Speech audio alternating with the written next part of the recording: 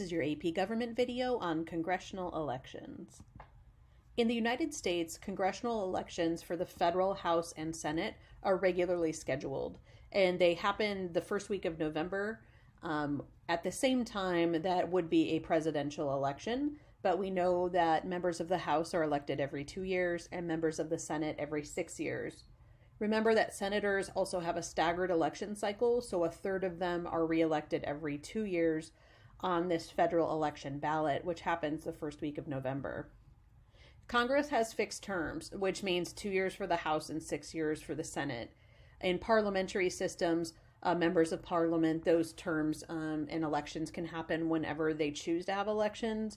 The U.S. Constitution bans that. So each particular candidate is elected for a certain number of years until the next election cycle. And states over time tried to limit how many terms in a row members of Congress could serve. The Supreme Court deemed that to be unconstitutional. So members of Congress can run for as many elections in a row as voters will elect them to. You would need to have an amendment to the Constitution if you wanted to limit, let's say, a senator or a representative for running for, let's say, 3 terms in a row. Similar to when we term limited the president to 2 terms, and that was the 22nd Amendment to the United States. Congressional elections are all winner take all. So a member of the House of Representatives in a state that has more than one representative of the House, they are voted on by a particular district. So you cut the state into various districts, and then the people who live within that district elect a person.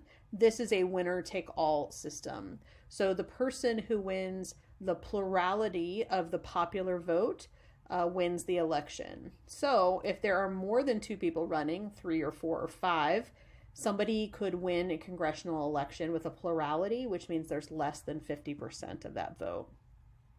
And all of our House districts are single-member districts, which means that when we cut the state into certain districts, we elect 1 person per district. There are systems where you could, let's say, have the entire Arizona population vote on a whole panel of people who want to run for the House of Representatives, and then the top 9 people would win that election. We don't do that. We cut the state into certain districts, 9 in the case of Arizona, and then we elect 1 person per district. So it's a single member district, and it's a winner-take-all type of an election. And again, it's based on plurality, not on majority of the popular vote.